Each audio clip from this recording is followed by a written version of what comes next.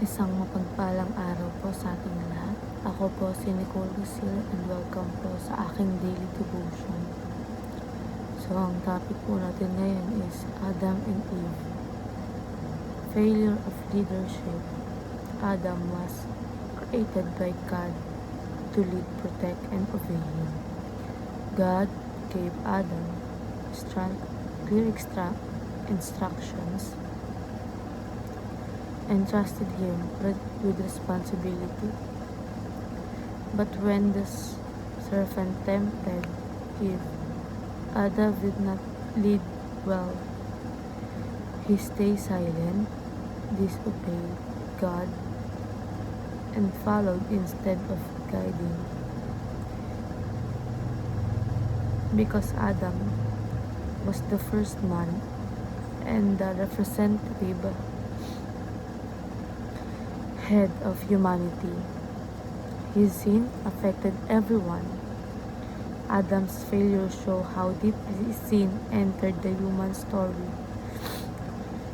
Through one man, sin and death came to all people. This is why we need Jesus, the second Adam who obeyed God perfectly and bring lives where Adam brought death. Ayon po sa Genesis chapter 2 verse 15 to 17. Genesis chapter 2 verse 15 to 17. The Lord God took the man and put him in the Garden of Eden to work it and take care of it.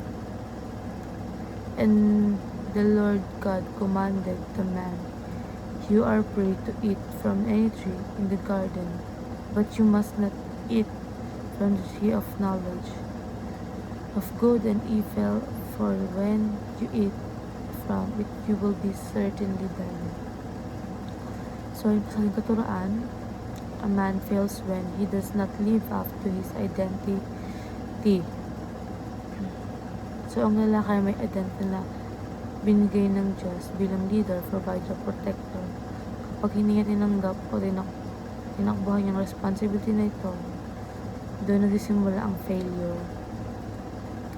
And he does not listen to and obey God.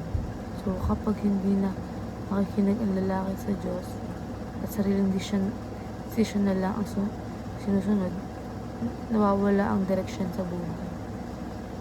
And he does not assume godly leadership. So, godly leadership is not pagiging bossy or controlling. Ito ay pamumuno na may pagmamahal, sakripisyo. Halimbawa, and sa applications naman po, as a wife, support your husband instead of blaming him. And as a husband, take responsibility and humbly to accept correction. And as a parent, work together as allies, never as enemies. And dahil lang po, maraming salamat.